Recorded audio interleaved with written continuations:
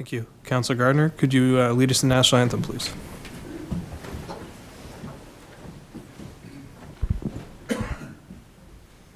O Canada, our home and native land, true patriot love in all of us command, car ton bras sait porter l'épée, il sait porter la croix. Ton histoire est une épopée des plus brillants exploits. God, keep our land glorious and free. O Canada, we stand on guard for thee. O Canada, we stand on guard for thee.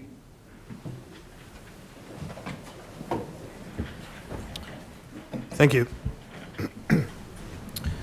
We acknowledge that we are gathered on the traditional territory of the Haudenosaunee peoples, the Mohawks-Wakwasani, the original keepers of this land. As settlers, we are grateful for the opportunity to meet here, and we thank all the generations of people who have taken care of this land for thousands of years. Roll call, please, Madam Clerk. Mayor Justin Towndown. Present. Councillors Claude McIntosh. Present. Dean Hollingsworth. Present. Modeste Dupel. Present. Sarah Good. Present. Caroline Hébert. Présente. Councillors Elaine McDonald. Present. Sid Gardner. Here. Denis Sabourin. Present. Todd Bennett. Present. And Fran Gunjo. Présent. Any additions, deletions, or amendments to the agenda as presented? Councillor Hebert. Thank you, Mr. Mayor. Could I pull consent item 8 into communication?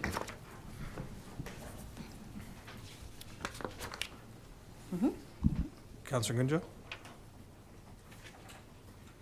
Thank you very much, Mr. Mayor. I would like to pull consent report number 5 and 6. Any further addition, deletions, or amendments? I have one, Mr. Mayor.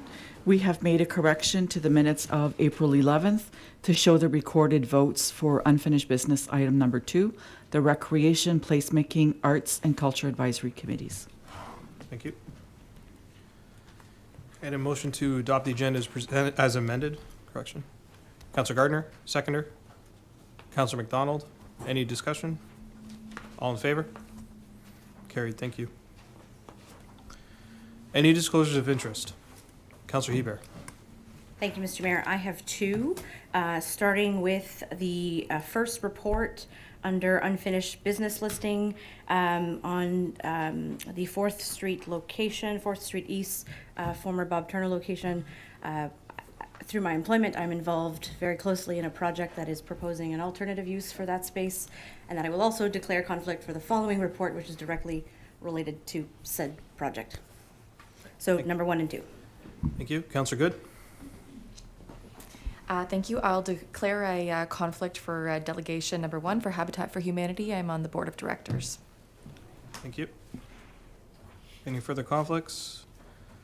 Okay, I have 2 for the record. The resolution regarding the Good Roads Board of Directors deals with my approving my appointment to the Board of Directors as well. Just confirming which bylaw. Regarding bylaw 2023-39, the recommended appointee to the Municipal Accessibility Advisory Committee is my spouse. So I'll be recusing myself for both of those, and I'll ask Councillor Hollingsworth, the acting mayor, to take the seat for both items at that time. Thank you.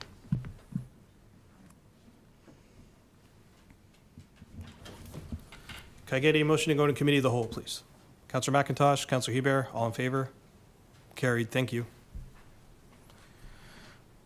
Adoption of the minutes for Tuesday, April 11th. Motion, please. Councillor Dupel, seconder. Councillor Good. Discussion. Seeing none. All in favor?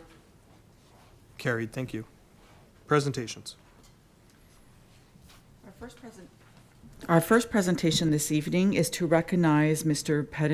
Padamjit Singh, and we're inviting him to sign the Book of Recognition, Mr. Mayor.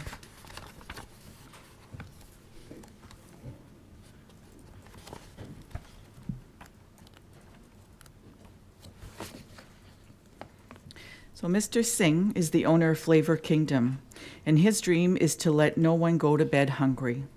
So once every month, Mr. Singh gives out free meals at his restaurant where he hosts the Langar to End Hunger. Thank you, Mr. Singh.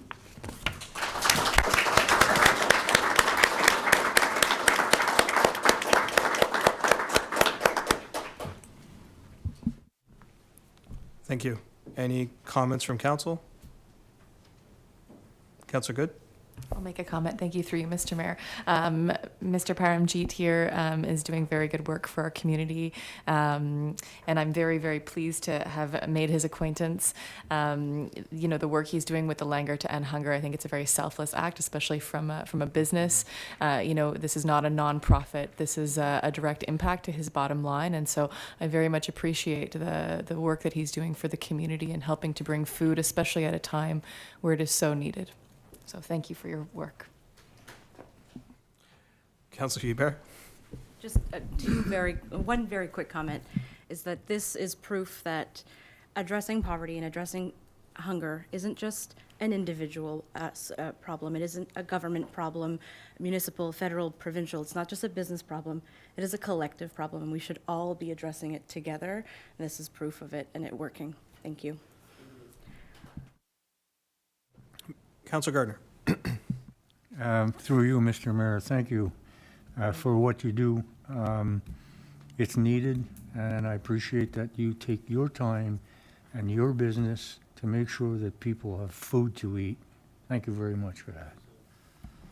Councilor Dupel? I would like to just extend through you, Mr. Mayor, my appreciation on behalf of the Agape Center. I chair the board of directors there, and having community partners like yourself serves that many more meals to the people who need it in our community. So thank you for doing that. Further comments? Mr. Singh, thank you for everything you're doing for our community and helping those in need. It's truly appreciated. Yeah, we are always we are here to help the community. Thank you. Delegations. We have one delegation from Habitat for Humanity, Cornwall and the counties. So I would like to remind our presenters that you have 10 minutes to present, and to remind council members that collectively we have 10 minutes to ask questions and get answers. All right.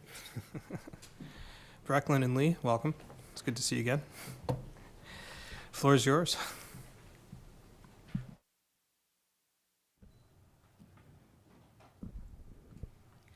Thank you, everyone, for having us this evening. As mentioned, my name is Brecken Cares, and we have our Executive Director, Lee Taggart, with us as well. So, Habitat for Humanity, Cornwall and the Counties, has been working with our community and our partner families since 1999 to build affordable homes for local, low-income working families. We work to break the cycle of poverty that can very easily affect multiple generations. What makes us different from a bank or a mortgage broker is our ability to offer these families a no-interest mortgage, and we do not require a down payment. Partnership is extremely important, perhaps the most important part of what we do with our partner families. We service the majority of SDNG, Cornwall, and Akwesasne, and our service area is denoted by postal codes. We work hard to raise funds to be able to keep our home build program building. We operate our Restore just up the road at 1400 Vincent Massey Drive, which helps to generate funds to cover administration, and this also helps with landfill diversion and offers a cost-effective shopping option for our community. To date, we have built 18 homes locally. These homes are integral to building strength, stability, and self-reliance. We know there are numerous avenues to locally address the national housing crisis, including forming partnerships, engaging the community at large, and working with cities like Cornwall to look at suitable available land to build affordable housing options. The housing continuum is a complex concept, and Habitat is proud to be a part of it. Starting at homelessness and moving through to market home ownership, not every person will have the same experience. But keeping the housing first principles in mind, we see the benefits of safe, stable housing in the long term for the greater community and associated social services. All language aside, the concept of home is universal, and it is agreed upon at an international level that housing is a basic human right, and it is our humanity and our hearts that make our Habitat houses homes. I want to start by outlining our mortgage model and the long-term relationship that comes with it. Our partner families must be ready for home ownership, such a seemingly simple concept that means so much. We start with qualification. For a traditional mortgage, you work with your bank, broker, or whoever, and you must provide various forms of documentation related to income, debt, credit, etc. For a Habitat mortgage, you must also provide that information, but you need to take a few extra steps with us. I didn't have to tell my mortgage broker why I needed a new home. With Habitat, we have to see a demonstrated need. That can be a variety of elements, including overcrowding, safety, affordability, etc.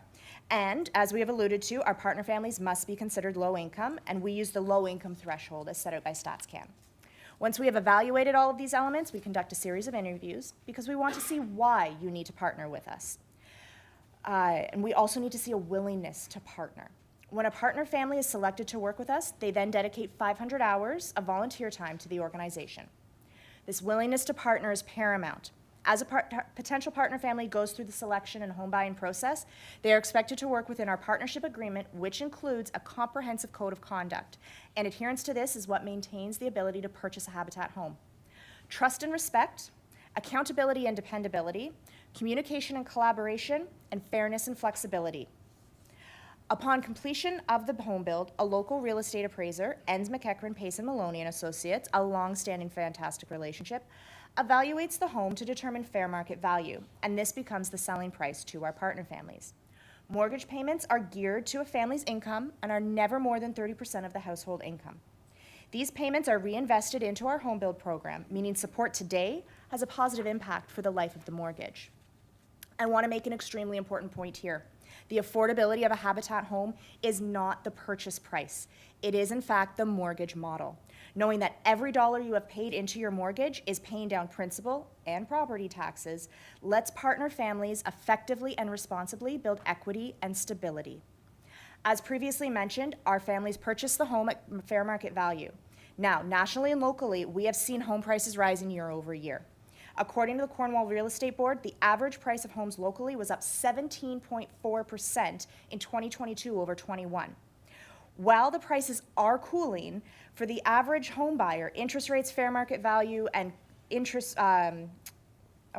bidding wars and competition make it extremely difficult to become a first-time home buyer. So that's why it's extremely important to take all of the Habitat pieces into consideration. And by not requiring a down payment for our partner families, we are further contributing to that affordability of the mortgage. What it all comes down to is that there's an affordability crisis and housing shortage globally, and we are seeing that here locally every single day. At Habitat, we are not custom home builders. We build safe, decent, affordable homes for local low-income families. We build based on the needs of a partner family, not a wish list. And those needs can include accessibility features and number of bedrooms. But building homes is an expensive business, and that cost to build has increased considerably. For example, floor joists and roof trusses in 2019 cost approximately $6,000. In 2022, similar product, $18,000. Habitat homes are built to all codes and standards required by any builder within the province of Ontario. Simply put, that is our minimum standard. We are extremely proud of the fact that our projects exceed National Energy Code for buildings, energy consumption, and greenhouse gas emission standards. Say that 5 times fast. This means not only do our families have an affordable mortgage, but an affordable home to operate afterwards. Partnering with the City of Cornwall, as well as other levels of government, make it possible to turn previously vacant land into safe, affordable housing that generates residential taxes, goodwill, and a brighter future for a local family. The land for Habitat home builds comes in many forms. Ideally, it is donated. We are proud to work with our local townships, municipalities, and cities to turn previously vacant land into said safe, affordable homes. And with the recent announcement of the Housing Accelerator Fund from the provincial government, we know there will be a lot of moving pieces as for your council to consider. And we hope that council and staff would like to work together to help increase the local number of housing starts. Of the builds we have completed to date, 6 of our partner families have moved from local social housing. This means not only did those 6 families get into better situations, but it also opened up much needed space for 6 other families and their networks. And who knows how much further that impact has truly gone. We are extremely grateful for our relationship with the City of Cornwall Social Housing Department and for being a part of their housing continuum. This includes down payment assistance through the Ontario Priority Housing Initiative, which sees our eligible partner families receive $25,000 to reduce the purchase price of their new home. Like many social services, we have seen an increased demand for our supports. So far in 2023, the majority of pre-applications for home ownership we have received have actually been from Cornwall families, and that is with no active recruitment. Obviously, there is a need and a demand for safe, affordable housing here in Cornwall. Fantastic working relationships with our social housing department, and this includes a staff member to sit with our family services committee, and considerations with the OPHI mean that we are all working towards a common positive goal. In 2029, we will celebrate 30 years of building hope and homes in our communities. Our goal-driven executive director has challenged us as an organization to build 30 homes in 30 years. 24 homes have been completed or are projected to date. This means we need to get at least 6 more on the books. We are proud that our projects help to enhance economic growth and prosperity while improving the quality of life. We partner with local groups and businesses on a number of levels, from financial donations to contributions of materials and skilled labor. In 2018, we realigned our build program timelines and processes. We now follow suitable donated land. This allows us to reduce our overall costs while helping us build partnerships with active participants. Now, on our 10-year build calendar, there are 5 more years that are empty and need land. This council's current mandate will end in 2026. But if you are able to evaluate your vacant available land inventory, we would relish the opportunity to work with this council. Whether you're considering re-election or not, addressing the housing crisis and helping to create affordable opportunities for more local families can be a part of your lasting legacy. So let me leave you with a quick recap. Habitat for Humanity families are healthier, happier, and more financially secure after moving into their safe, affordable homes. 65% report an improvement in children's confidence, and 61% see an increase in activity participation. 23% of parents go back to school, and 34% of parents get better paying jobs. Food bank use decreases, and overall health improves. And above all, 89% say their family lives are improved. As discussed, partner families must meet low-income measures, have a need, have earned income, and be willing to partner with us to dedicate 500 hours of volunteer service to the organization. But remember, all of that starts with you, with your consideration of available building lots. And I certainly hope that you will keep us and local low-income working families in mind. Thank you. Thank you. Before I go to questions, can I get a motion to move the recommendation that we refer this matter to administration report? Councillor Hollingsworth, Councillor Hebert. Discussion. Councillor Gardner. Let me go ahead, okay. At the end of the day, what you said is extremely important. What comes to mind with me is the stability that it gives to youth that move into these affordable housing. It's pride and security, and it makes them want to do better than living in poverty and not having a home to go to. So for me, it's what it does for the children. That's what's important to me about this, and thank you for what you do. Councillor Hebert. Thank you, Mr. Mayor. Well, that was incredibly thorough, informative, exciting. Thank you. A great presentation. I don't really have any questions. I think this is something that pretty obvious for us to support. Housing is a major priority, and this is an easy win for us. I do believe there is already the exercise of evaluating surplus property, so that's already happening. It's very good timing that you are here. It's probably why you are here. So I'm looking forward to supporting this over the next 4 years. Maybe there's a possibility of a duplex somewhere, which can double up or at least hit your goals a little bit quicker, because those are really big and big goals, but I think we can help you achieve them. And I think that one of the key pieces here is that down payment is what's keeping so many lower income but stable families from home ownership. They're paying more in rent than they would on a mortgage. But who has $20,000 to $30,000 sitting in the bank? Who has the ability with the affordability crisis to even put that kind of money aside? You might for a month or two, and then the hot water tank or the car or something, right? Everyone's living in a crisis, right? So I think removing that piece is what's allowing families to take that next step. And so thank you for the work that you do. If it's in the city or outside, because I've helped with outside builds, I would hope our council would be able to volunteer for a build. I learned how to put up siding this summer. I was excellent at it, and scaffolding. So we can learn skills at the same time, but I think it'd be great for us to all be involved at that level too, because it was a good experience for myself and the group I was with. So looking forward to the report and supporting what comes to council. Thank you. Further questions or comments? Councillor McDonald? Thank you, Mr. Mayor. Question, I gather these are always new builds, the Habitat for Humanity homes. And how do you manage like a contractor? Do you hire somebody who oversees the whole thing, maybe even tradespeople too? Through you, Mr. Mayor, we do have 2 contractors that we keep on staff for our home builds, and then we also hire contractors for like electricians and plumbers. Done Right Roofing typically does our roofs, so we do hire local contractors as well. But we do rely on volunteers to come out and learn some new skills, have some fun, and help build the house. Yeah, so still that must take a considerable amount of investment on your part. So do you finance all of that through the Restore, or obviously you must have other sources of funds? We look to we raise the money in our community to support home builds in our community. We are grateful that there's a national relationship at the moment with CMHC, so that has provided a good source of funding for our recent home builds. We are moving into our first semi-detached home build this year, and we're working with the community to help raise the funds to build the home. The funds do come through our Restore, corporate donors, individual giving donors, but we raise the money here to build the houses here. Okay, thank you. So, well, last question. I guess a condo would be out of the question, wouldn't it?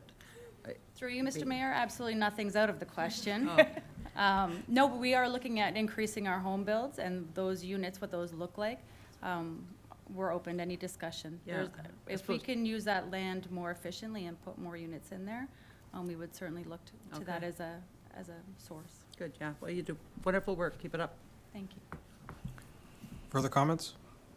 Councillor Gunjo? Thank you very much, Mr. Mayor Troyo. I would just want to say that what you're doing is very important. Congratulations for the job you're doing for our community. As Councillor Carlin said, I think I'm going to try to get to volunteer with you in a few days. So we keep in touch. Thank you very much for what you're doing. Further comments? Seeing none, I just want to add, look forward to continuing the city's relationship with Habitat, much like Councillor Good. At one time I sat on the board as well, and it's a fantastic organization doing good work in our community. Thank you. So. All in favor of the recommendation? Opposed? Carried. Thank you.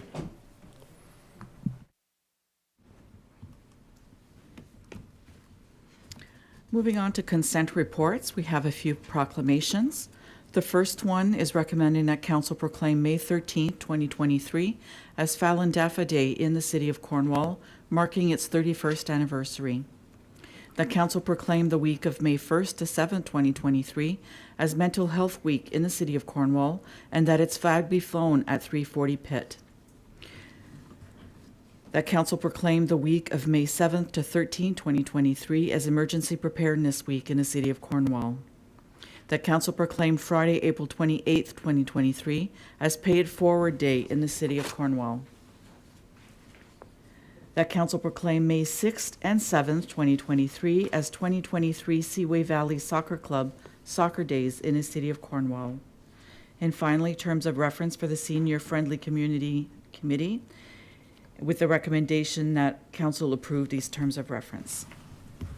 Motion, Councillor Dupel, seconder. Councillor Sabare, all in favor? Carried. Thank you. There is one resolution. Councillor Hollingsworth.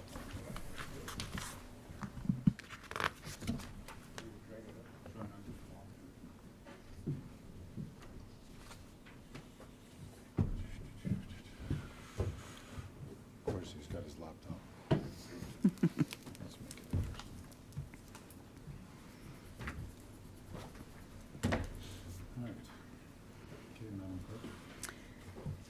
So the resolution is Good Roads Board of Directors. Whereas for 129 years, the Ontario Good Roads Association, now simply Good Roads, has been dedicated to improving municipal roads and associated infrastructure in Ontario. And whereas today Good Roads has 417 municipal members and 18 First Nations members. Whereas Good Roads exists to connect our members to each other, to other levels of government, to academia, and to relevant private sector interests. And whereas Good Roads provides its members with training, knowledge, political advocacy, and solutions to their most pressing problems. This work is important because the management of roads and transportation are changing faster than ever. And whereas Mayor Justin Towndale put his name forward as a qualified individual to sit on this board. Whereas Mayor Justin Towndale has been appointed to the Good Roads Board of Directors for a 2-year term. Now be it resolved that the Council of the Corporation of the City of Cornwall endorse Mayor Justin Towndale's appointment as a director to the Board of Good Roads for a 2-year term. Okay, so council, I need a mover and a seconder. Councillor Gardner, Councillor Bennett. Any questions or debate? Seeing none, all in favor? All opposed? Carried.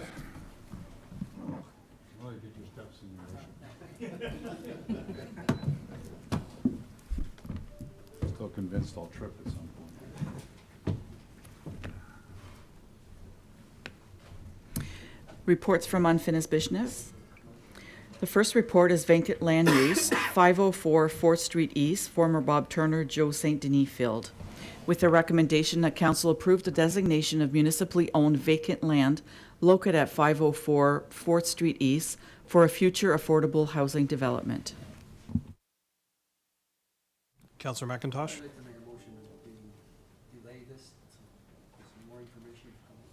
Is that defer, yeah? Okay. Councillor Good, you seconded deferral?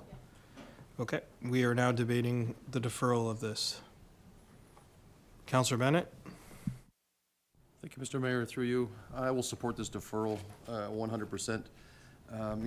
2 meetings ago, we had a fantastic presentation about what is actually going to be the next thing on the agenda, was this youth center that was brought to us by youths, working with community partners like the police and the Optimist Club.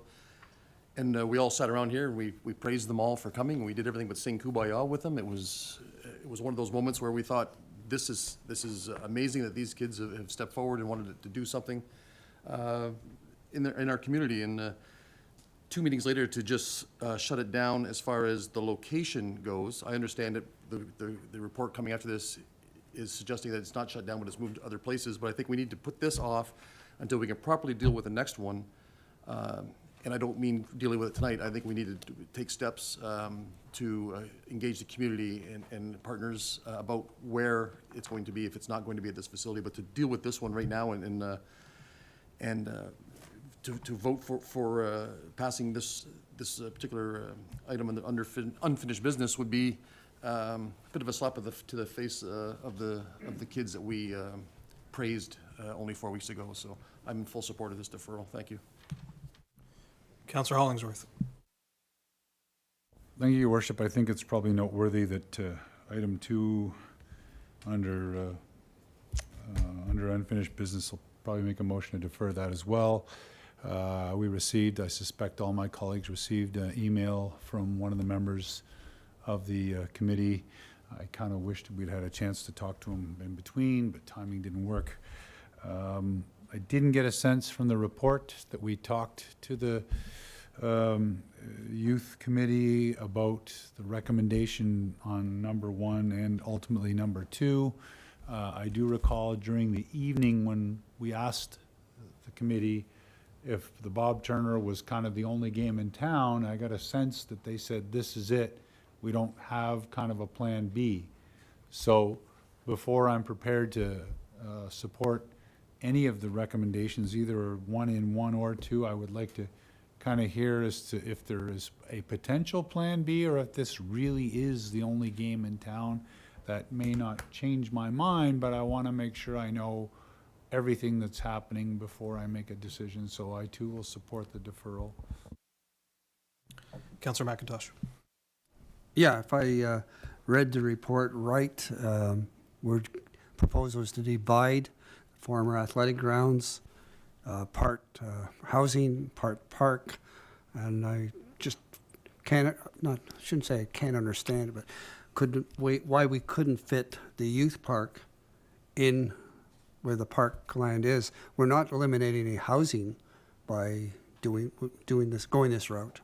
And when it comes to number 2, I also would like to, have some issues with that, but I think that we need to maybe sit back. It was a great proposal. We've said we were quite happy to hear it. These people stepped forward. Cornwall Community Police solidly behind this. 2 officers are part of this group, Casey and Scott. And I think that I wouldn't want to jeopardize it by voting in favor of this report, recommendations. And I'd like to sit back. Time isn't urgent here. We're not going to build houses tomorrow if we pass this, so I'd like to sit back and think about it, and maybe administration have some discussions with the folks that are involved in this and proposing it. Further comments? Councillor MacDonald, and then Councillor Gardner. Thank you, Mr. Mayor. I'm surprised about the motion to defer, but in any case, I think if we're going to do some consultations, I hope we might be presented with maybe more detailed plans of what would be on offer at Matisse or Lamoureux Park, so that we can evaluate. I mean, this isn't usually just a popular decision. We have many things to balance here, and housing need is absolutely crucial. So I think that more information is always a good thing. So I'll yield to the desire to defer. Councillor Gardner. Thank you, Mr. Mayor. I just hope that first of all, in the recommendation, it's Lamoureux Park or Matisse Park, and I would have brought up the deferral until we're pretty sure of what we're going to do. Basically, Lamoureux Park was looking at a possibility of some housing. The only thing that bothers me is will there be a financial impact on, they're pursuing $600,000. Is there a time limit for that, or if we defer it, will they lose that $600,000, or will it be canceled? That's an answer I need to know. I also think that the project was amazingly good and hope to get it started as soon as possible. And thank you for bringing it to council. I also want to defer this until I get further information, even though I support this completely. Thank you. Thank you, Mr. Mayor. Further comments? Councillor Good. Thank you, through you, Mr. Mayor. I obviously support the deferral. We understand that housing is something that we have no choice but to approach this in a very, I want to say almost aggressive manner. We need more housing. I'm very troubled by the prospect of losing inner city parkland in order to create such housing. And I believe that there are alternatives in order for us to achieve both of these, but we're not going to get back this park space once we lose it. So I would just urge my fellow councillors to keep that in mind, and I hope we'll have a discussion about the next item. I'll have more to say on that. Thank you. Further comments? Okay. Seeing none, I too am in favor of the deferral. I think more information is required as well. We have an item immediately after this that is very relevant to this conversation. I think we need further discussion, especially with members from the public and those involved in the project. Seeing no further comments, all in favor of the deferral? Opposed? Deferral carries. Thank you. Our next report is Cornwall Youth Space, with a recommendation that council approve the development of a teen-focused youth space at Lamoureux Park or Matisse Park, or a combination of both parks. Councillor Hollingsworth. Thank you, Your Worship. I'm pretty much going to make a motion to defer for essentially the same reasons listed in the previous report. If I can get a seconder. Councillor McIntosh seconds the deferral. We are now debating the deferral. Any comments? Councillor Bennett. Thank you, Mr. Mayor, through you. I think I touched on it a little bit in the previous discussion, but this is something I think we need to engage our community in. We've gotten, we received a really good report a couple meetings ago about this particular location, and as said earlier, that you know, we're dividing the land up anyway, so why not this as the park? So I'd really like to investigate it a little bit further. I would absolutely like to, you know, investigate if there is a possibility of another location, but it was pretty clear during their presentation that this was the only place to go. So I think we need to engage all of our community partners, whether that be an open house or a town hall meeting or what that looks like. But this is something that we're only going to get one shot at doing this youth center. And I don't think we should rush into it. I think we should investigate all avenues to make sure it's done correctly the first time. Thank you. Councillor Good. Thank you, Mr. Mayor. Through you. I had the privilege of speaking with Sergeant Coulter as well as with Terry Muir from the Optimist Club in regards to this, well, actually the previous motion. And one of the things that I'd like to just bring out onto the table is the rationale for this location and what it is about this specific location that makes it ideal for a youth space. Now, having it be an existing recreational space, there's a natural flow of people who are in that space. It has traffic. It has steady traffic all day, all night. Perfect visibility, and is located centrally, walking distance from 2 high schools. At our last meeting, when this was brought up, some of my colleagues expressed concern over supervision. And I didn't know why I felt so strongly about that when I heard it. But then as I had some time to reflect on it, I remembered my own youth. And at 12 years old, I was babysitting my young nieces and nephews. I do not recall from the age of 12 or 13 on really having to be supervised while out playing with my friends. And I think that's something that everyone in this room probably can identify with. That as teenagers from a quite young age, it is important to allow them to have space for independence, to be able to grow and be able to thrive. Our youth have been starved of social activity through the last 3 years with this pandemic, and we have so little for them in this community. I feel very strongly about this location in particular. I grew up very nearby. I still live near to this location, and I pass it every day on my way to work. I see this being a great benefit to our community, and I see the space as being one where there is a natural sense of safety built into it through the pedestrian traffic that takes place. When I think about Lamoureux Park, the visibility lines when you're talking about down at that park are not the same. We're talking about a 4-lane street where you're traveling much faster. The visibility is not there. The natural pedestrian traffic is not there. It's not walking distance from any high schools. You have to cross through a 4-lane road in order to get there. And furthermore, I do not believe that Lamoureux Park would sufficiently satisfy the need for this to be a youth-dedicated space. Inevitably, if we're going to be building a gazebo, families are going to go and occupy it, and that's just going to be what it is. Not to say that won't happen at the Bob Turner, but I think families are less likely to go picnicking at Bob Turner than they are at Lamoureux Park, if we can be quite honest about that.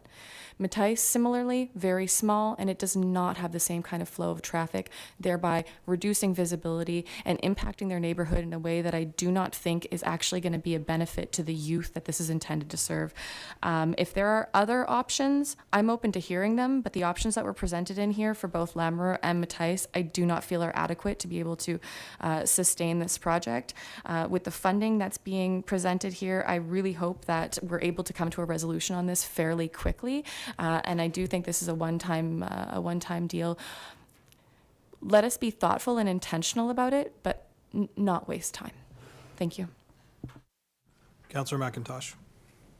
Yeah, when I think of Lamoureux Park, I think of a more passive park where, you spend some quiet time and whatnot in. Matisse Park has challenges. I think if you sat down and talk to Sergeant Scott Coulter, who's in charge of the East End Station. He might explain some of those challenges when it comes to activity that takes place down there. I thought the athletic grounds, or the Bob Turner Center, was a perfect location when it was discussed, and somewhere, ironically, it's where the youth program in this city started in 1930 with the athletic grounds and something called Our Citizens of Tomorrow. I really prefer to go along. I'd rather go along with what they're proposing, that it be at the athletic grounds. And as I said earlier, it doesn't impede on the development of housing, because the plan is to divide the park into part housing and part park. And these people have come up with the funding. Everything seems to be in place. I hate to see, as Sarah said, put it on hold for much longer. I think the folks can sit down with our administration team or Jamie's team and come up with a solution. But I really believe that the athletic grounds is the preferred site, in my opinion, and others too. Mattice Park, I would take right off the charts. Further comments? Okay, seeing none, I'll make a few comments as well. I, again, agree with the deferral on this one. A lot of the reasonings have been commented on by my colleagues around the table. I think Councillor Bennett hit the nail on the head when he said, we get one shot, we have to do it right. I agree with that. I think there's a lot of moving pieces here that are being suggested in the future for this property. When I think about the possibility of moving the football fields, that's a big piece. You're talking about a very large investment, and I don't know what the time frame is for that. When we talk about building housing, that's, again, I think a long time frame. And I think, Councillor McIntosh is right. When it comes to Bob Turner, he is known for recreation.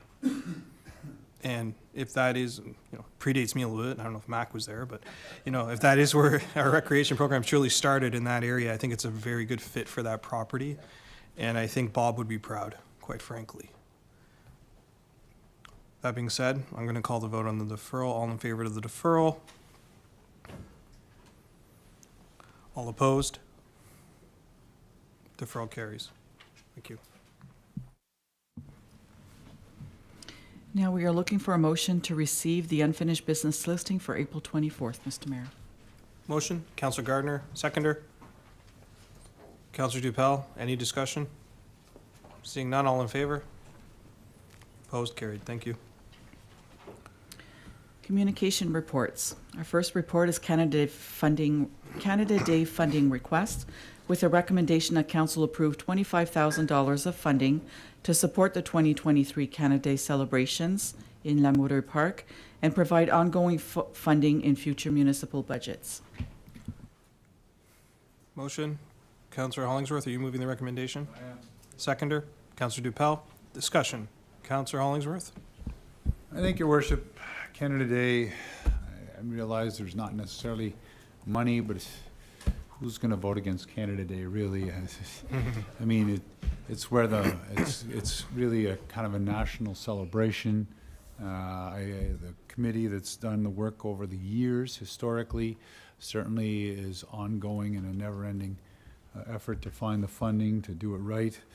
I support the idea of the funding, and I know that it wasn't budgeted for per se, but $25,000 in a $250 million budget. Surely we can find it as push comes to shove. So I'm going to support the motion. Thank you. Councillor McDonald. Thank you, Mr. Mayor. I support the motion too, both the funding for this year and the ongoing support. I think that if something like this is just done by donations and, tapping certain agencies to provide it, as we've done in the past, that basically makes it a tax on the willing. And I think this is a sufficiently important civic occasion for our city, and it's a community builder.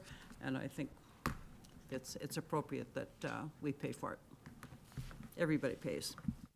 Councillor Gardner. Thank you, Mr. Mayor. I'll support this. In the past, it's been a signature event as far as I'm concerned, and it should continue to be that way. COVID made it difficult for them to raise money, so they need help this year, but I'd like to have them come back on a yearly basis. I'm not sure if they make any money this way, But the community shows up at our park, and it fills the park for the, all that's going on, the music that's going on, and later in the evening when the festivities turn to the sky and the young people love it. It's a signature event, and I think in one way it should be like Rib Fest and every other significature. I should have slept a little better last night. But it's a significant event for the city and for the people of the city of Cornwall. Now I'll shut up because I'm not sure what I'm saying anymore. But I'll support it. Further comments? Seeing none, call the vote. All in favor? All opposed? Carried. Thank you. Mayor's Task Force on Housing update with a recommendation that council discuss the recommendations contained in Report 2023-08 CAO and receive the said report. Motion? Councillor Dupel, moving the recommendation. Seconder? Councillor Bennett. Discussion? Okay, and Councillor McDonald. Just want to say, I think that we're doing very well on following the Mayor's Task Force recommendations, and I hope we continue to do so. Things are progressing well. Councillor Gardner. Very quickly, it's a job well done by everybody involved in it. I went through it, and there are 30 recommendations that I actually pretty well like and will vote in favor of it. And I want to thank Catherine Wells for all the work that she's done on this particular development. Councillor Good. Thank you. Through you, Mr. Mayor. I'm really happy to read this update. I had been following along from the sidelines when I first saw the report come through for this task force on housing, and I'm really looking forward to some of the next steps here, including the conversion of underutilized commercial land, tiny homes, and all of these things that look like they're scheduled for May of this year, so a very short turnaround time, or at least they're going to be started very soon. So I'm looking forward to seeing how that plays out, and I'm looking forward to the next update. Thank you. Any further comments? Okay, seeing none. All in favor of receiving? Carried. Thank you. Property Standards Bylaw with the following recommendation. That council receive this report and proposed draft property standards bylaw, which will repeal the old bylaw from 2014. Furthermore, that council direct administration to have the property standards bylaw presented at the regular meeting of council of May 8th, 2023 for adoption. Motion. Councillor Gardner, seconded Councillor Sabray. Discussion. Well, I've got to start this one with wow. I couldn't believe reading through this and spending 2 or 3 hours, what it entailed. And at the end of the day, I have one quick question, although I'll support the recommendation. And the question would be to Mr. Boileau. Oftentimes I've asked questions about do we have the manpower to make sure that these bylaws are dealt with properly? In the past, we haven't done it, and if we're going to have these bylaws in place, we need to have the personnel to be able to make sure that these bylaws are adhered to. So, Mr. Boileau, if I can ask you. Mr. Boileau. Through you, Mr. Mayor. We have been striving to have a full complement and have been relatively successful in the last few months and couple of years, although we do have one vacancy at this time. But that seems to be not just an issue in this department, but of course, some shortages in various locations, in various departments, not just the city of Cornwall, but others as well. I do think that the complement that we have in place is effective. And I do think that a new bylaw will be very helpful to them. I know that staff, and so Charles Bray, who's our chief building official, and Bernadine are both here, could speak to that. But I do think that the complement that we have in place, theoretically, will, first of all, be entirely filled soon. And together with the new bylaw, will help them to implement the bylaw. And I appreciate your answer, because every budget for probably the last 15 or 20 years, I've asked if you had a full complement. And the fact that you're now cross-training the bylaw officers, to me, I've seen more bylaw officers in the last few weeks than I have in a few years. So it's nice to see that it's taken care of and that bylaws going to be looked at and dealt with. And thank you very much for the answer. And if you need more people, ask, because you'll get them. Because at the next budget meeting, I'll ask you the same question. Thank you very much, Mr. Mayor. Councillor Hollingsworth. Thank you, Your Worship.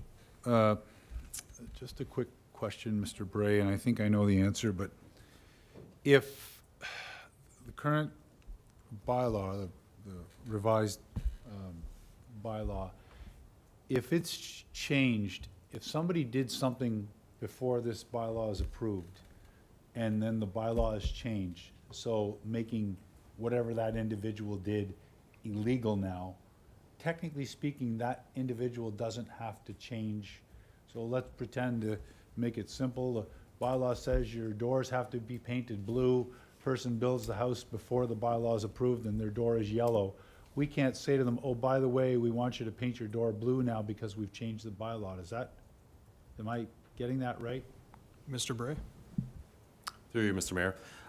That's fairly correct. However, if there are any health or safety, the example you described is more of an aesthetic measure, but if there was something that was a health and safety measure, that could possibly be addressed. However, speaking of aesthetics, that we wouldn't change someone's door color, for example. Then I'll ask a very specific question with regards to the bylaw.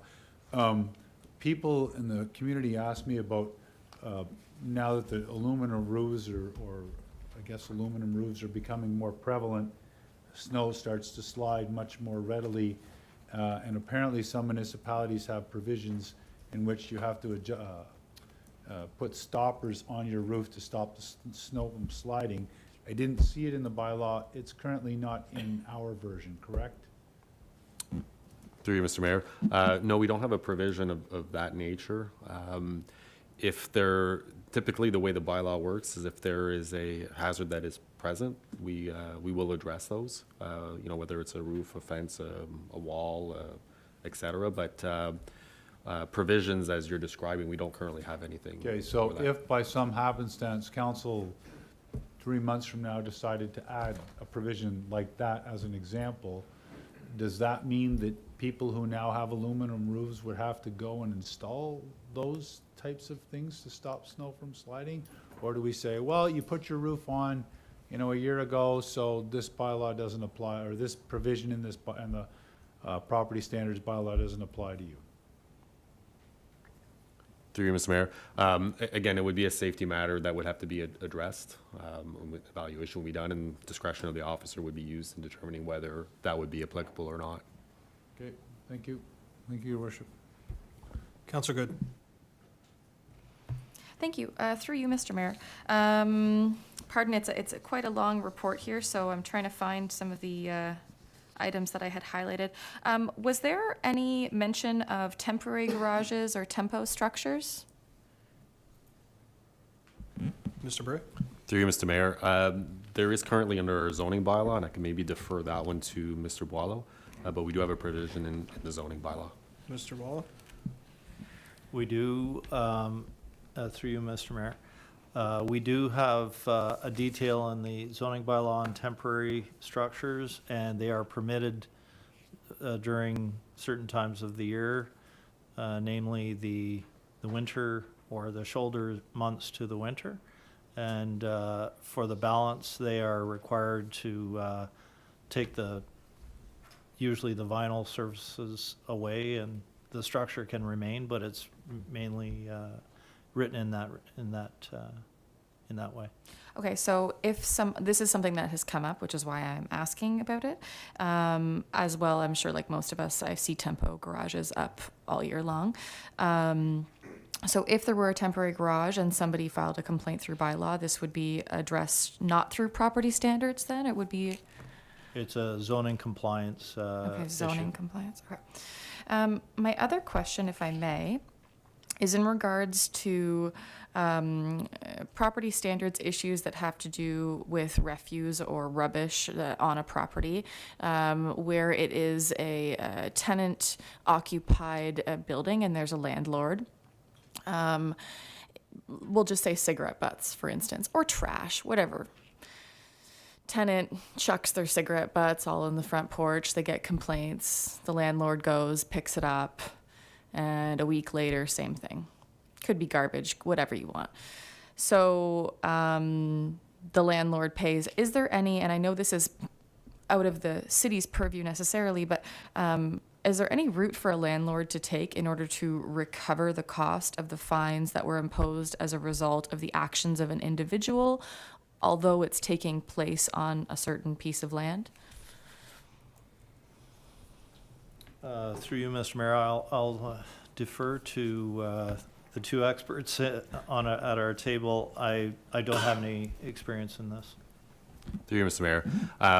I guess the recourse would either be through small claims and or possibly the landlord-tenant board, but I'm not familiar enough to speak on that. But those would be two avenues that could be explored. Okay. Those are my only questions. Thank you. Councillor McIntosh. I hope Sarah wasn't speaking from personal experience as a landlord. I don't smoke. To you, Mr. Mayor, how many bylaw officers do we have or authorized to enforce bylaws?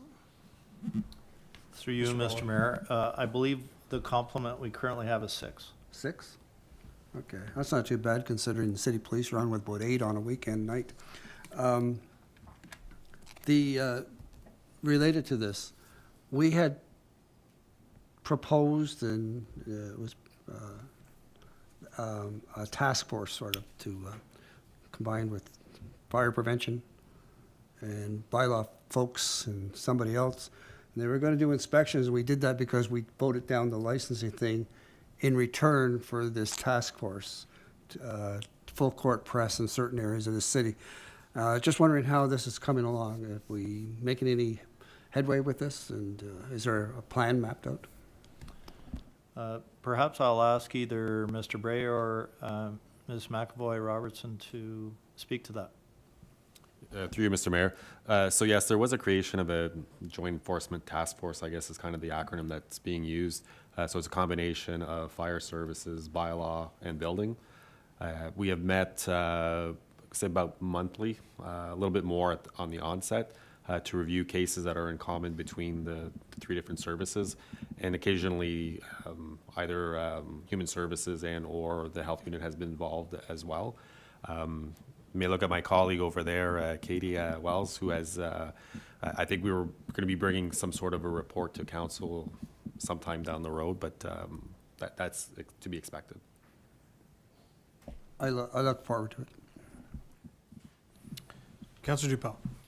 Thank you, Mr. Mayor. Through you, I just wanted to say to my colleagues, back in the day when I was newly elected, myself and former Mayor Clement put a motion forward to bring a property standards committee together, and we did that. And you know, when I look back when that first committee was first started, and I look at the way bylaw operates today, it's just another example of the good work that our departments do, because bylaw it's with everybody being cross-trained, it's a huge benefit to our community, to the residents.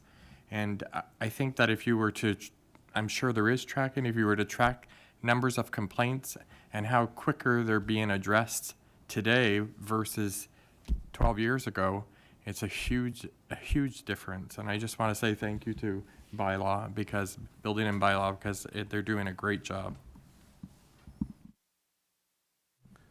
Further comments? Okay, seeing none. Oh, Councillor Sabri. Thank you, Mr. Mayor. And through you, Mr. Mayor, I just want to acknowledge the efforts of Mr. Bray, Ms. McAvoy Robertson, Mr. Peters, Ms. Smith, and Mr. Woods. This has been a tremendous effort. I'm one of the 3 councillors that's on it, and they provided us with an awful lot of resource material, guidance, and some pretty good-natured debate with regards to the final end product. So I think it was a first-rate job from administration to us. Thank you. Final comments? Seeing none, all in favor of the motion? All opposed? Carried. Thank you. Vacant land for future municipally operated affordable housing developments, with a recommendation that council approve the designation of municipally owned vacant land located at 330 Montreal Road for a future affordable housing development. Motion. Councillor McDonald, moving the recommendation. Okay.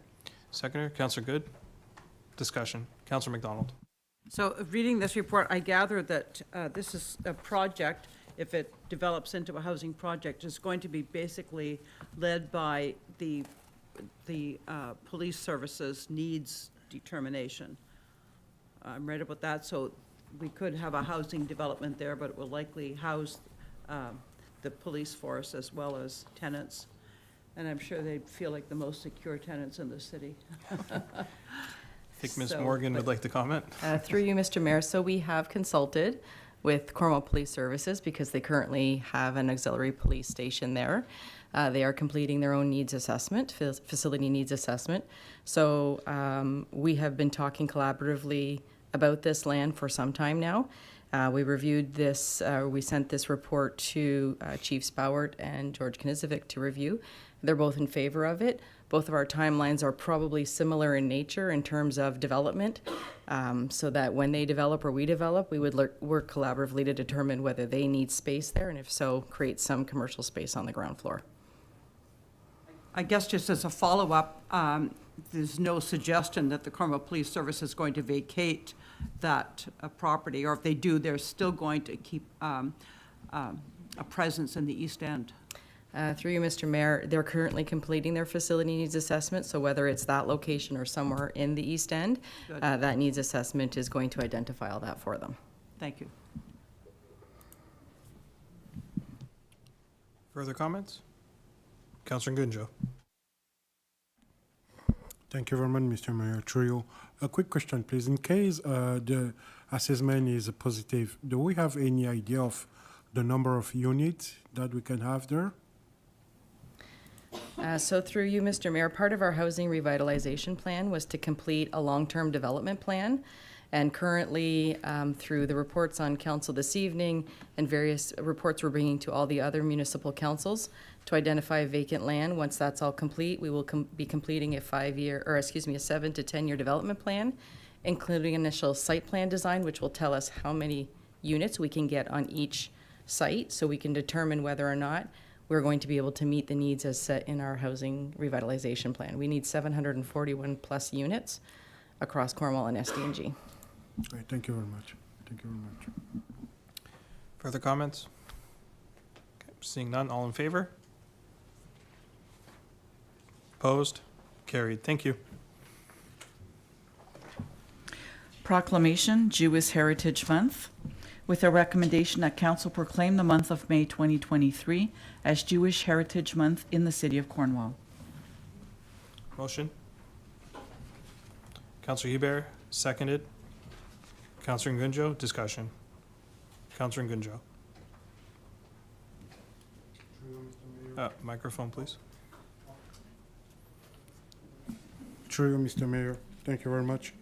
I just wanted to pull this to emphasize how this community, Jewish community, was very has a good impact in our community. So they did a lot of things, and I think they are an example for all of us. So I think it's a very good thing that this proclamation has been proposed. Further discussion? Seeing none, all in favor? Opposed? Carried. Thank you. Our next proclamation, that council proclaim the week of May 8 to 14, 2023 as Rotary Club of Cornwall Sunrise supports newly arrived Ukrainian Cornwall residents in the city of Cornwall, and that Ukrainian flag be flown at 340 Pitt Street. Motion? Councillor Gardner, seconded Councillor McDonald. Discussion. Councillor Ngunja. True, Mr. Mayor. Once again, this is a wonderful. First, I would like to congratulate Rotary Club about this activity, and we need this kind of how can I say that, action in our world right now, because we're facing such trouble. So I think this should be emphasized once again, and I really support this kind of proposition. Thank you. Further comments? All right, seeing none, all in favor? Carried. Thank you. Petition, traffic on 12th Street East, with a recommendation that this request be referred to administration for a report. Councillor Hubert? Are you moving the, is there a seconder? Councillor Good, discussion? Councillor Hubert. I just wanted to make a couple of points before we defer this to administration. Really happy to see this petition come to council. I have had residents from 12th Street reach out to me fairly frequently over the last couple of years, or at least last year, so over the last 2 terms. And I think the one piece that may not be mentioned in here is that a lot of this disturbance really began after we initiated the redevelopment of our municipal works yard. So they weren't seeing this traffic, they weren't seeing the speeds, they weren't seeing the heavy trucks driving down 12th Street until we developed our municipal works yard. So I think it is our, we needed a redevelopment, obviously, glad to see that's still underway, but I think we need to address the impact it's making to the residential neighborhood surrounding it. And just to remind everybody, not only is there a ton of residential there, there's also a big park where we have kids, and so I think it's, I would really hope administration take all of that into consideration, hoping that a solution comes back to us. A stop sign is a pretty easy solution, or a traffic, what do you call those? Speed bump. Speed bump, thank you. Also should have had more sleep last night. But, you know, something to just slow the traffic down, just so drivers are a little bit more aware of their surroundings. So looking forward to seeing what's coming back from administration. Thank you. Further comments? Okay, seeing none, all in favor? Carried. Thank you.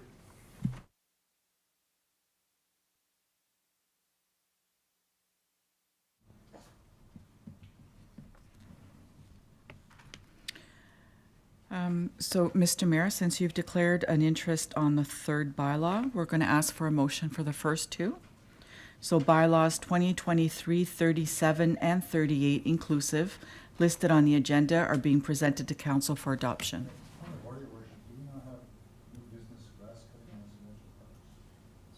Madam Clerk? Yes, we do. Sorry.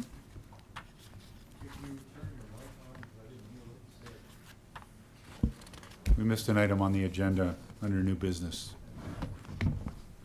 My apologies. Grass cutting in residential parks. Whereas last summer, several residences suffered through issues with rats, and several of those issues were made worse by tall grass being allowed to grow in city parks, located in subdivisions that backed onto residential properties. Whereas several years ago, council passed a motion to stop cutting 100% of the park space as a cost-saving measure. Whereas the decision is starting to have unintended consequences, one being that the tall grass is providing cover for rats to live in and thrive, and thus causing issues with neighboring residential property owners. Whereas on our own city website, under pest control, we advise homeowners to keep their properties neat, clean, and with properly cut lawns to avoid attracting rodents. Whereas we allow grass to grow up to 12 inches high on the other side of the fence in our city parks, and this complete nullifies any of the good work being done by homeowners that back onto some city parks. Whereas, as well intentioned as the original decision was to not cut 100% of the grass to achieve cost savings, we need to look at changing the way we cut grass in our residential park spaces.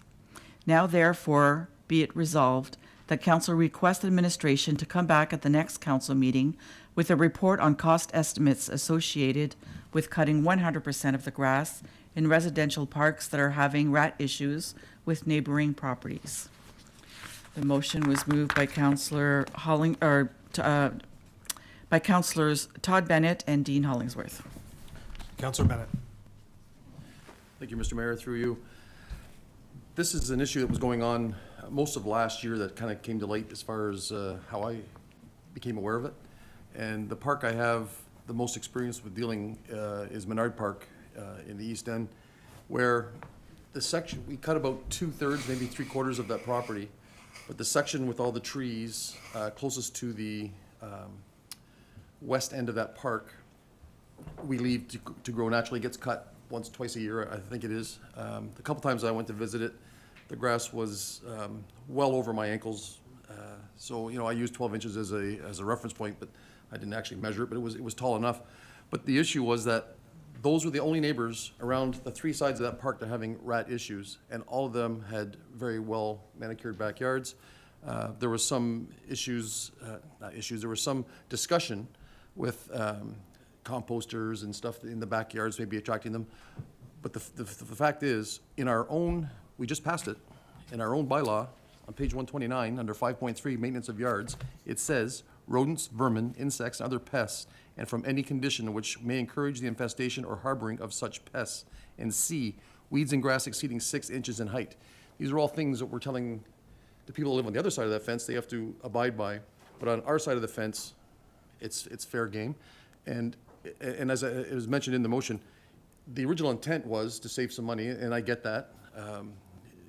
It was well intentioned. I just think the unintended consequences are we're just giving rats and other vermin a place to live and thrive. And I think what makes it matters worse in the particular park that I'm most familiar with is that it's the section that we're not cutting is under tree cover. Like it's the perfect place for these rodents to live in. So I'm just asking that we look at the parks that we have that are backing onto residential properties that may have had rat issues. I know this isn't the only area. So I would like to know, what parks were an issue, and what would the cost be to go back to cutting all that grass in those parks, so that we're holding ourselves accountable to the exact same standards that we're holding the property owner to on the opposite side of the fence. So that's the intent of the motion and what I'm looking for as far as the report goes. Thank you. Councillor Hollingsworth. Thank you, Your Worship. I supported the motion for a couple of reasons.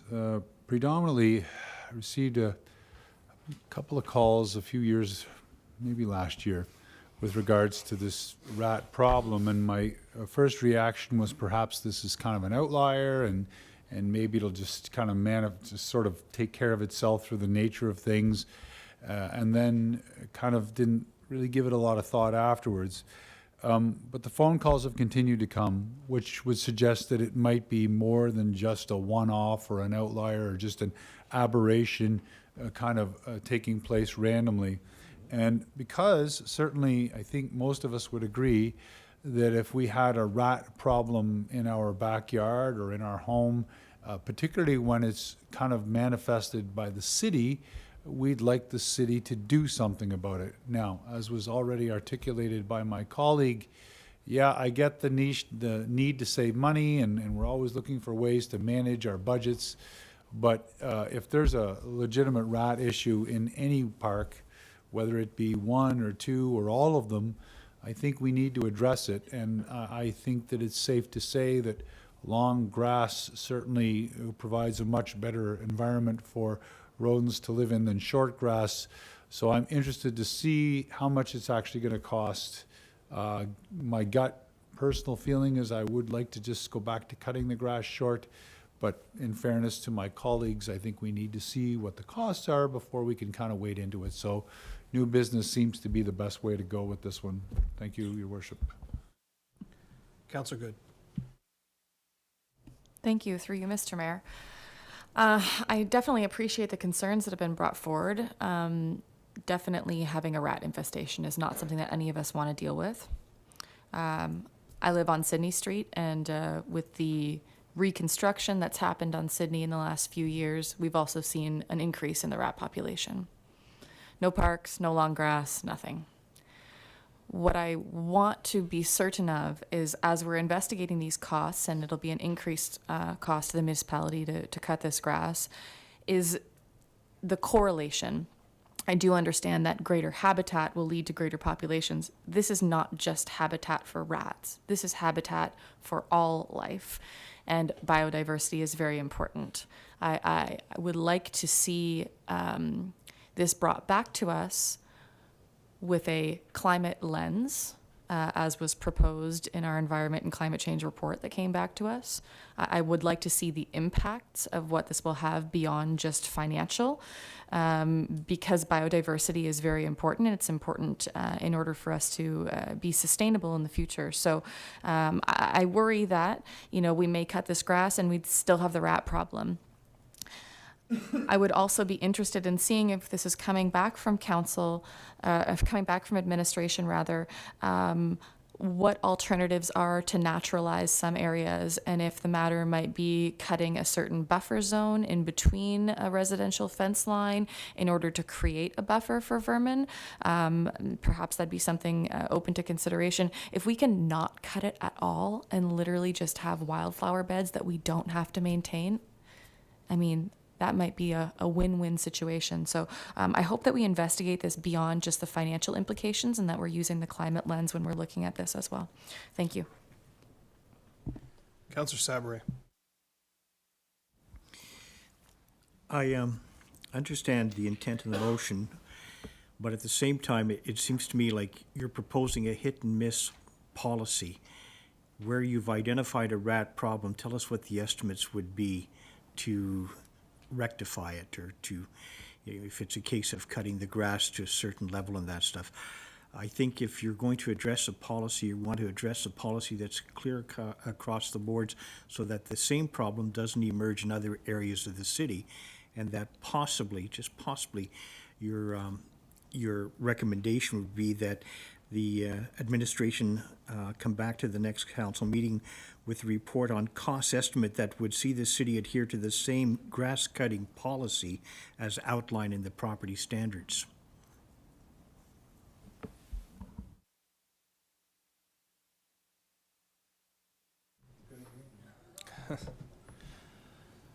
I think using our own property standards and dealing with our own parks is exactly what I'm looking for.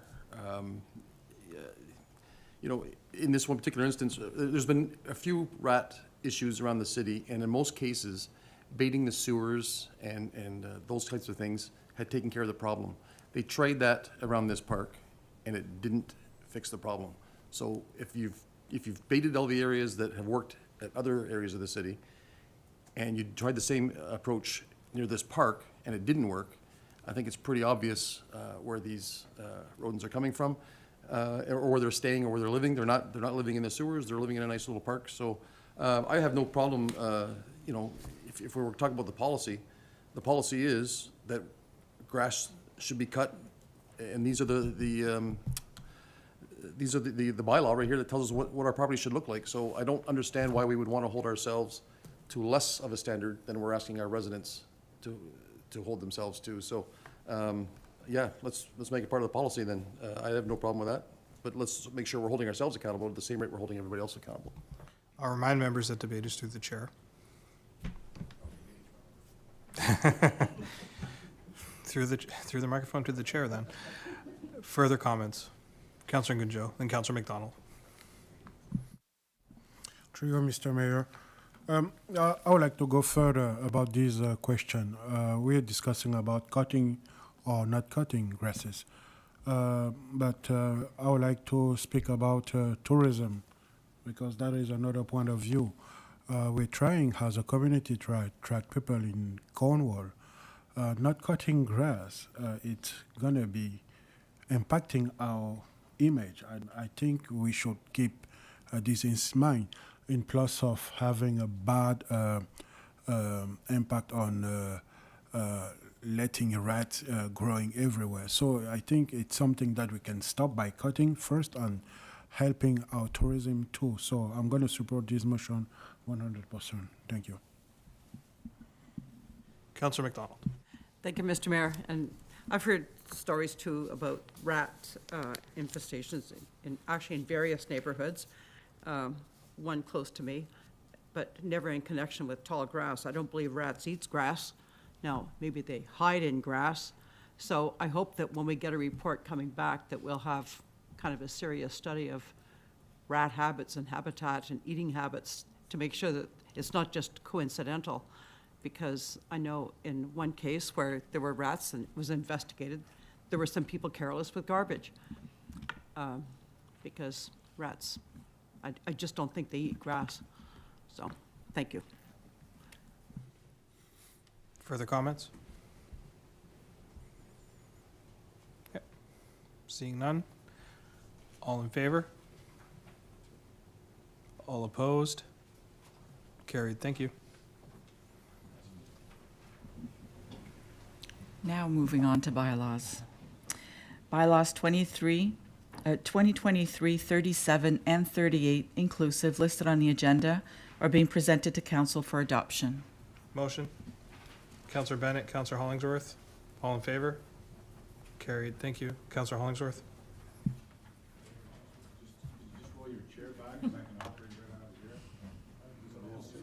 No, that's fine. That's fine. All right. Perfect. All right. Chair is yours. Okay, I need a motion for 2023-039. Councillor Good, Councillor Hebert, any discussion? All in favor? Opposed? Done. That's how it works. You missed one part. You didn't turn your microphone on. I just used my internal volume. Yeah, well, there's always a technical. Are there any reports from standing, advisory, special, and ad hoc committees of council? Councillor McDonald. Thank you, Mr. Mayor. I would just like to remind everybody that there is a ceremony in Lamrou Park at the Injured Workers Monument this Friday at 11:45, and everybody is welcome. It's a ceremony to mourn people who have died on the job or those who are injured on the job and consequently live with disabilities. And the general public's invited, and there's a lunch afterwards at the wing. Thank you. Thank you. See you there. Councillor McIntosh. Yeah, I'm not sure this question fits in this slot, but I'm going to ask it anyway. Through you, Mr. Mayor, to Michael. Is Riverdale rehabilitation still going ahead? Through you, Mr. Mayor, yes, we included the project in the budget. We're currently doing some further investigation with the sewer works, but the intent is that Riverdale will be moving ahead this year. Okay. Myself and Councillor Saber, I met with a resident of Riverdale Avenue, who's, I believe he brought a petition to the city back about 3 or 4 years ago, looking for some calming aspects to the road when it's redone. It is quite a stretch. I know speeding isn't unique to Riverdale Avenue by any stretch, but it's a 1 kilometer stretch with 1 stop sign. Suggestion is perhaps 1 or 2 more stop signs, some other approach. I assured him that our department will be looking at this, and I imagine you would agree with that. Through you, Mr. Mayor, yes, so we'll plan to do more traffic studies, especially with the expansion of Riverdale and the connection to Power Dam Drive, to see if that makes any changes to traffic patterns in the area and speeds in the area. Based off of our previous analysis, we didn't find any speeding issue in the area. We definitely did note a increase in traffic volume, but one thing we did commit to was to continuing to study it as the subdivision continues to develop. to see if there's any changes and to see if there's anything worth addressing or that we need to address. We did extend the community safety zone all the way to Power Dam Drive, so fines are doubled in the area for any violations as well. Councillor Good, then Councillor Gardner. Thank you. Through you, Mr. Mayor. I just wanted to highlight that over the weekend, we hosted Eco Day down at Lamoureux Park. I was there representing the Bird Friendly City group, and we had such a terrific turnout. We were very blessed with beautiful weather that day, and everyone was very, very positive. I don't know how many rain barrels are left, but I know we got rid of a ton of rain barrels too. So it was a really, really great initiative, and I was happy to see everyone there. I also just wanted to mention that this weekend coming is the St. Lawrence Marathon. I think I'm saying that correctly. Yeah, the St. Lawrence Marathon. And I don't know if anyone here is participating, but I want to wish everyone luck with that event as well. Thank you. Thank you. Councillor Gardner. Thank you, Mr. Mayor. It's just a message from Dr. Paul from the Eastern Ontario Health Unit that folks over 65 are still dying of COVID. And if you haven't had your extra shot, please go and do it from 65 years old on. He's recommending that people go and get that next shot. Thank you. Councillor Hollingsworth. Thank you, Your Worship. A little latitude, if you would. There's nowhere in the provision, nowhere in our agenda for me to ask this, so I'm going to try it here. Mr. Fothrop, I believe, we're done with the branch chipping program. Through you, Mr. Mayor, we are completed our cleanup from the previous storm. Yes, correct. However, we still have leaf and yard waste collection, as well as branch pickup with leaf and yard collection, as well as the landfill is currently accepting all large branches free of charge without any tipping fees currently. Okay, one other question, if I might. You are expressed for us, if council decided to finish or continue that chipping program in its original form, was what, about $5,000 a day? Through you, Mr. Mayor, we would have to, I'd have to analyze it a little bit more, but if we were to continue that, I would say that's a rough estimate. Well, Your Worship, I'm going to try and see if I can rally the troops here. I'd like to make a motion to suspend the rules because I want to make a subsequent motion, and suspending the rules is the only way to do it. So I need a seconder and 2/3 majority. Is there a seconder? Councillor Bennett. All in favor? Carried. Thank you. Thank you, Your Worship. With that being said, I would like to make a motion that we extend the wood chipping program for one more additional week, starting whenever administration thought. And if we're looking for money, we can take it out of the working reserves. Is there a If I seconder? can get a seconder for that. Councillor Gunjo. Discussion. Councillor Hollingsworth. Okay, so that being said, Your Worship, I had the opportunity to do some touring around the neighborhood on the weekend, and first of all, I appreciate administration's efforts with the wood chipping. I think it was an excellent idea. I think a lot of people who had trees falling because of the ice storm certainly appreciated it. The issue that I had was that perhaps some people didn't understand the scope in which, like the time frame that they had to get their branches out to the edge of the road, and there seemed to be some inconsistencies. Having walked just a couple of blocks, I got 3 different neighbors give me 3 different versions of what they thought we were doing, and that may be on. I'm not looking to point any fingers. It's whatever. The point is, people misunderstood. Maybe they didn't read the web page properly, or maybe they didn't get the message properly for whatever reason. And I think that most of us, if you're to drive around the city, still see a pile of people who have put their branches at the front yard thinking that we were going to still do it for whatever reason. And I think it was a good idea. I think maybe we could have gone a little bit longer. I'm not suggesting that. I understand administration's got to manage the budget, but in this case, I think to continue that program is an act of political will. It's a political decision, not an administrative decision. And in terms of finding the money, so 7 days at approximately $5,000 a day is going to be about $35,000 to $40,000. But I think it's a program that for one more week needs to happen because the ice storm was significant, and I don't know if people completely understood how it was supposed to work. So I'm asking my colleagues to go one more week. I suspect our manager would like to express his opinion. Certainly, he looks like he's ready to go, so thank you, Your Worship. Mr. Fothrop. Through you, Mr. Mayor, so that, I guess the challenge would be, there'd be a few. One being financial, the second, if you were to continue it, you wouldn't go through for only a week, you wouldn't go through the entire city. It would take approximately 3 weeks to do the entire city, thus being 3 weeks more. Our current program, I guess, is allowing most of it to be cleaned if it's chopped and bundled and placed with leaf and yard waste, and is being accepted at the landfill.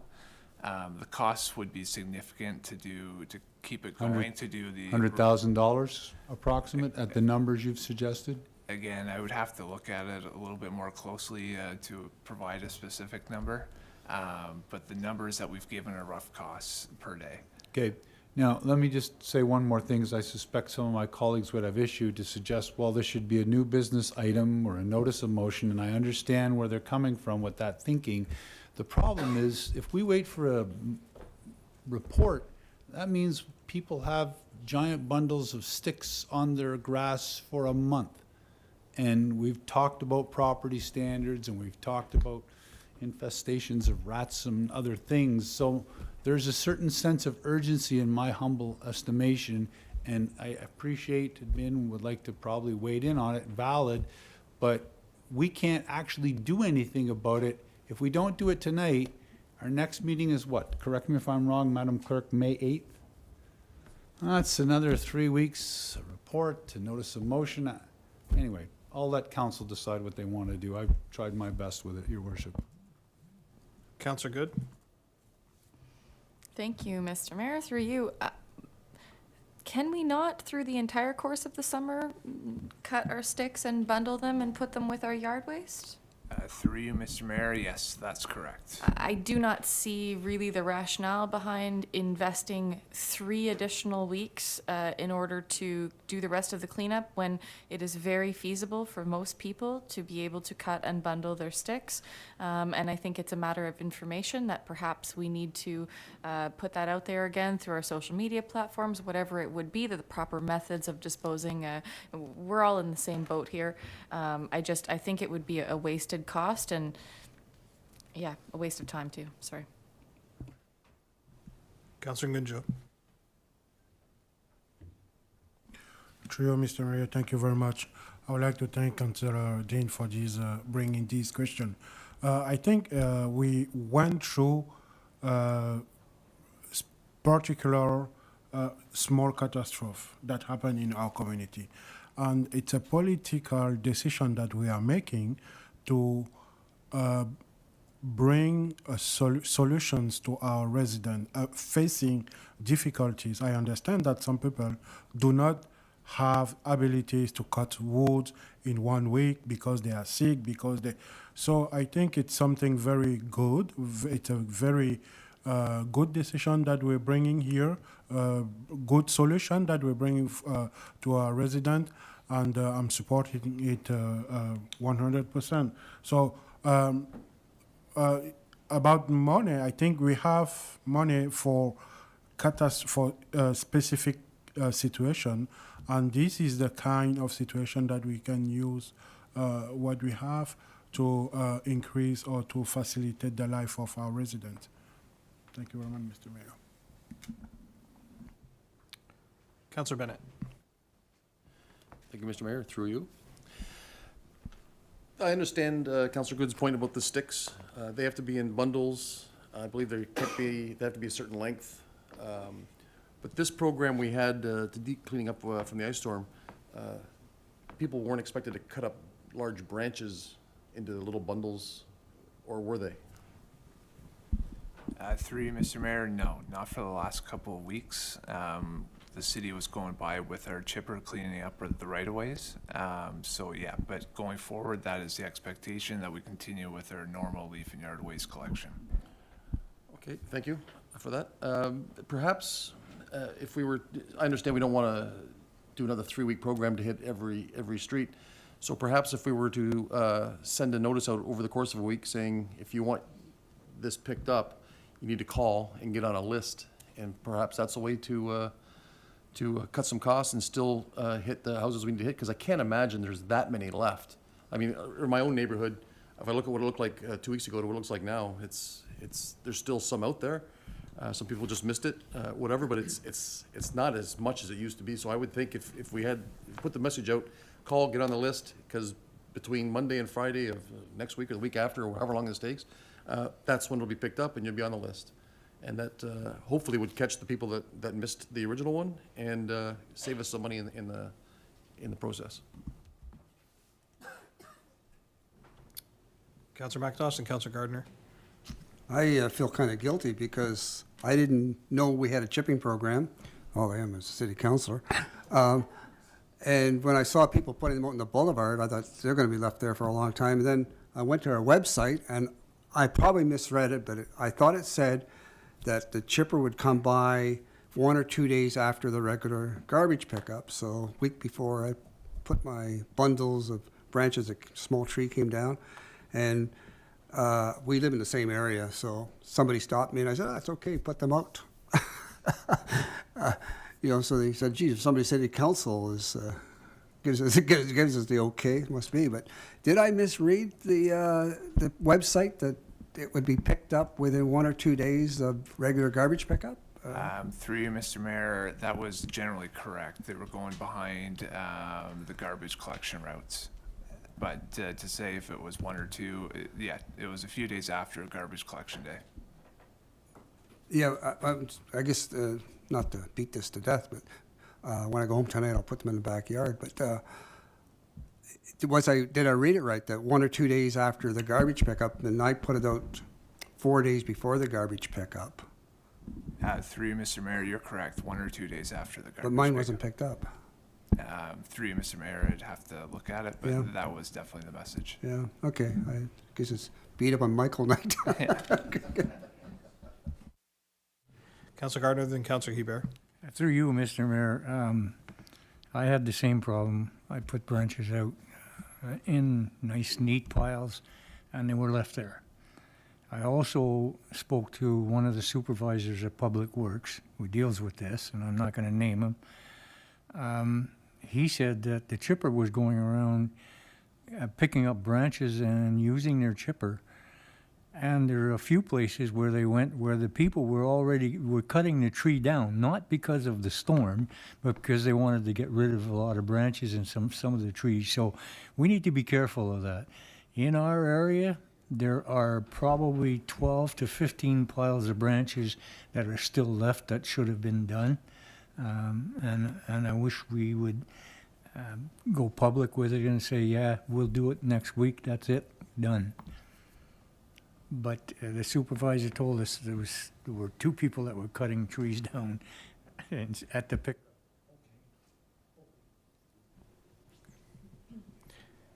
Councillor Hebert. Thank you, Mr. Mayor. Quick question. Did I hear that the city's cleanup is done, or are we just talking about residential? Through you, Mr. Mayor, the city's cleanup is done. Okay, I just noticed yesterday the around the bike path, Power Dam and Toll Gate, several trees came down. They were moved out of the way of the bicycle path, but it seems like there's still significant trees or amount of trees still hanging around.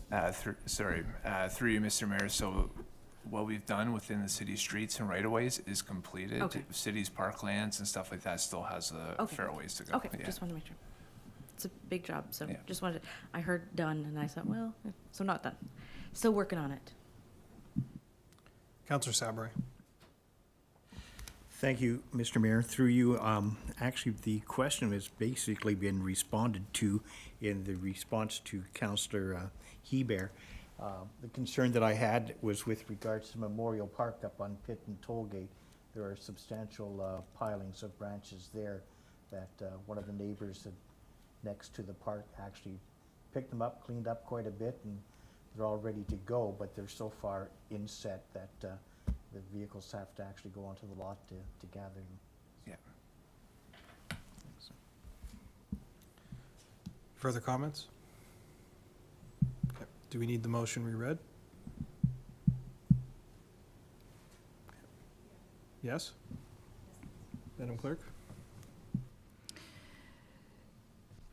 That council approve the extension of the wood chipping program one additional week, and that the funds required to pay for the service be taken from working reserves. Okay. Call the vote. All in favor? Oh. I understood the discussion. Microphone, please, Councillor McDonald. Thank you. I understood from the discussion that 1 week wasn't feasible, that a whole cycle would take 3 weeks. So at that point, I assumed that's what we were talking about, but I guess we didn't make a formal change to the motion. So if it's 1 week, some streets are going to get done and that's it. How do we pick, you know? The motion, there's been no amendment to the motion unless the mover would like to change that. Well, I need the seconder to agree, Your Worship, but I'm prepared to go to 3 weeks if that's what it's going to take. Does the seconder Want agree? to change it to 3, that's fine with me.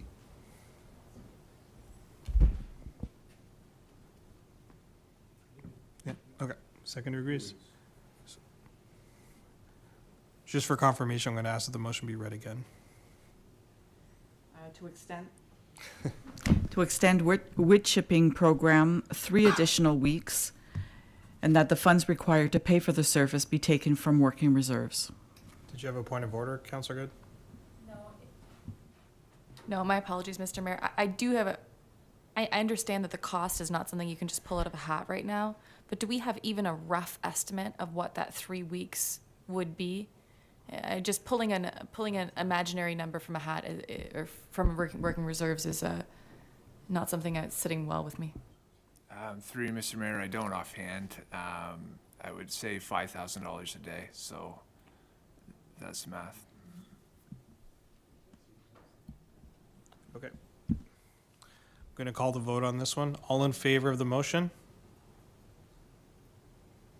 All opposed? Oh, I have to break the tie.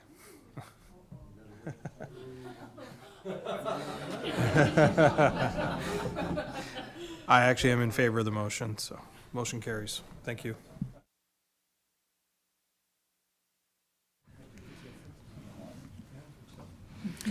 And we are now looking for a motion for the confirming bylaw. Motion, Councillor McDonald, Councillor Gardner, all in favor? Carried, thank you.